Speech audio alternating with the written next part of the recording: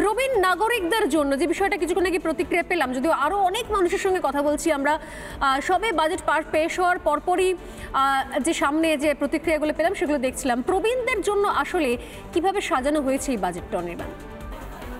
দেখো, প্রবীণদের জন্য রয়েছে, সমাজের সব স্তরের মানুষের জন্য রয়েছে। প্রবীণদের কথাটা নারায়ণবাবু বলছিলেন, আমার শুনতে খুব ভালো লাগছিল। একটাই কারণে তিনি নিজে ওই এজ গ্রুপের মধ্যে পড়েন, তিনি ওই এজ ক্যাটাগরির মধ্যে পড়েন যারা জানেন যে বছরে একটা জীবনের একটা নির্দিষ্ট সময়ের পর যখন মানুষ পেনশনের উপরে বা অন্য কোনো জমানো টাকার অর্থের সঞ্চয়ের উপরে নির্ভর করে তার বাকি জীবনটা চালান, তখন সেটা চালাতে কতটা কষ্ট হয়, কতখানি কাটছাট করতে হয়। আমি আরেকটা কাটছাটের কথা বলে শেষ করব এবং আয় ব্যয়ের একটা সামঞ্জস্যের কথা বলে শেষ করব। স্বর্ণালী, আমরা সবাই জানি যে আমরা একই মাসে বিদেশে ঘুরতে যাওয়া, ছেলে মেয়েকে নিয়ে পরপর 3-4টে সিনেমা দেখতে নিয়ে চলে যাওয়া এবং সেই মাসেই বাড়িতে নতুন সোফা কেনা, আবার বাড়িতে বন্ধু বান্ধবদের ডেকে খাওয়া দাওয়া করা, রেস্টুরেন্ট থেকে এনে দামি খাবার নিয়ে এসে খাওয়ানো, এগুলো আমরা একটা মাসে করতে পারি, ভেঙে ভেঙে করতে হয়।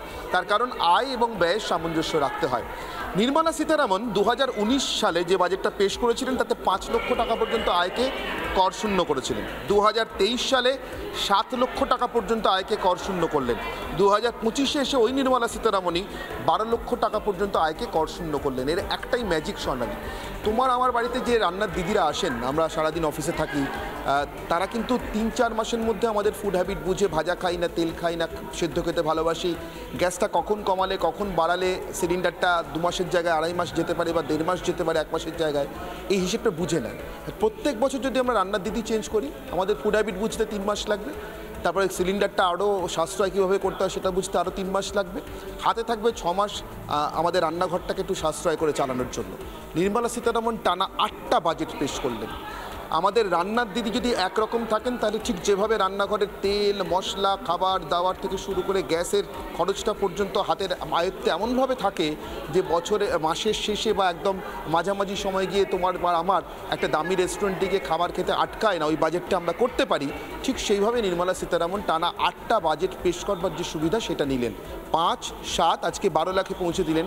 একটাই সমীকরণ তার, রাজনৈতিক স্থিতিশীলতা। টানা একটা সরকার থাকলে অনেক ক্ষতি হয় বলে আমরা ছোট থেকে জেনে এসেছি।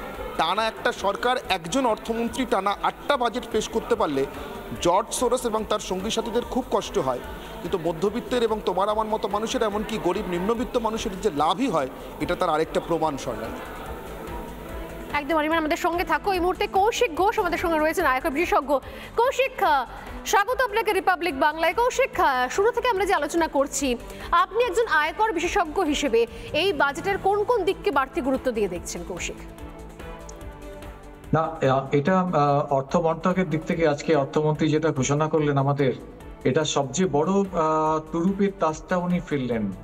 আজকে আমাদের সিস্টেমে যদি রক্ত সরবরাহ, যেটা আমাদের মানে মধ্যবিত্তর জায়গাটা, এই যে করের ছাড়টা 12 লাখ অব্দি ছাড় করলেন, নতুন যে আমাদের কর কাঠামো, তাতে যদি 12 লাখ টাকা যে কর কাঠামোতে ছাড় হলো, মধ্যবিত্তর হাতে টাকা আসার মানেই হচ্ছে কি অর্থনৈতিক চাকাটা ঘুরতে থাকবে, যেটা আমাদের সবচেয়ে এই মুহূর্তে জরুরি ছিল। আমরা হয়তো অনেকে ভাবছি যে আমাদের মূলধন ব্যয় খাতে বাড়াতে পারতেন, রেলের খাতে বাড়াতে পারতেন, কিন্তু মধ্যবিত্তর হাতে যদি টাকা বাড়ে, তাহলে আমার গঙ্গোত্রী থেকে গঙ্গা অধিপুরের জলটা যেরকম চলতে থাকে, আমাদের হাতে এক্স্যাক্টলি মধ্যবিত্ত টাকাটাই বাজারে আসবে, বাজার থেকে চাহিদা ঘুরবে, চাহিদা থেকে কর্মক্ষেত্র দিকেও চলে আসবে, শিল্পের হাতেও তো টাকাটা যাবে, ক্ষুদ্র মাঝারি শিল্পের হাতে টাকা যাবে, বড় শিল্পের হাতে টাকা যাবে। এটা একটা চেন, অর্থনৈতিক একটা পুরোপুরি চেন একটা।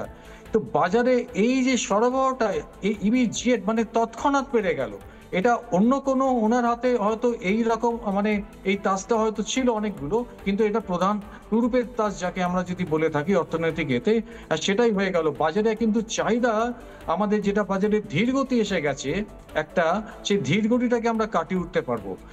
আমাদের কোনো সন্দেহ নেই, আমরা বৃদ্ধিতে কিন্তু বিশ্বে কিন্তু এখন সেরাতে দাঁড়িয়ে আছি। আমাদের যা গ্রোথ, আমাদের যা বৃদ্ধি 6.4%, 6.4%, আমরা কিন্তু বিশ্বের যদি দেখি আমরা 1 নম্বরে আছি, আমাদের 2 নম্বরে চায়নাতে আছে।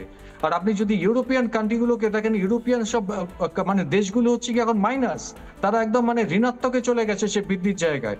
সেখানে আমাদের ভারতের মতো জায়গায় আমাদের যেটা মেক ইন ইন্ডিয়া, যে আমরা নিজেদেরকে জায়গাটাকে আমরা তৈরি করব, উৎপাদন হবে আমাদের ঘরে, উৎপাদন হবে, চিপ ম্যানুফ্যাকচারিং হবে আমাদের ঘরে, উৎপাদন হবে, আমরা ভারতে সবকিছু আমরা তৈরি করব।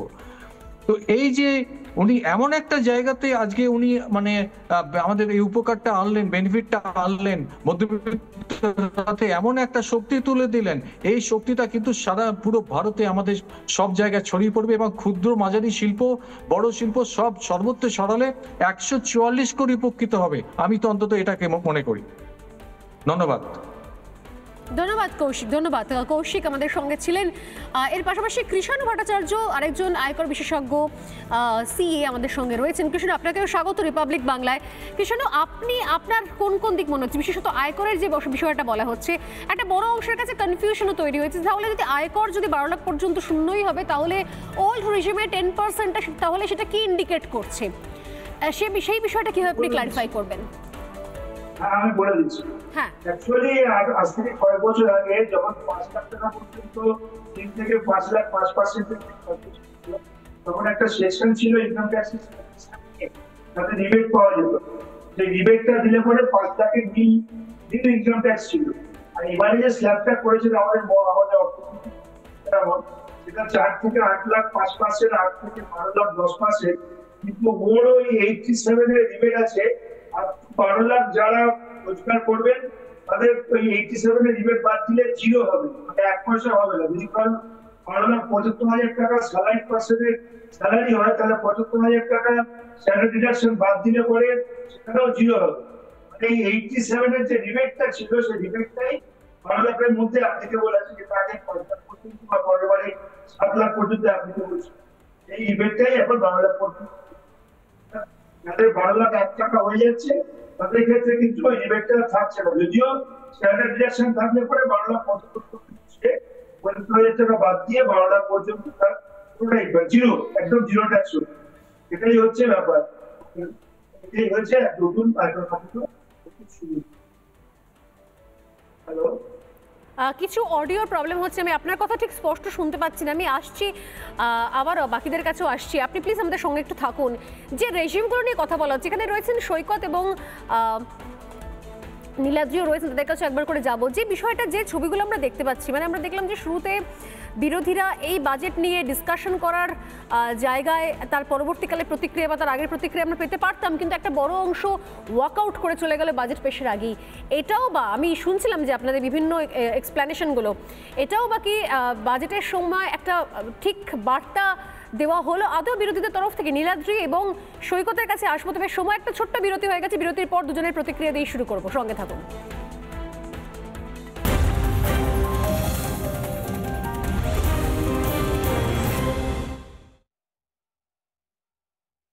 নানা ধরনের কন্টেন্ট দেখার জন্য লাইক করুন, শেয়ার করুন আমাদের ফেসবুক পেজ, সাবস্ক্রাইব করুন আমাদের ইউটিউব চ্যানেল। পাশাপাশি অন্যান্য ব্রেকিং নিউজের জন্য অবশ্যই চোখ রাখুন রিপাবলিক বাংলায়।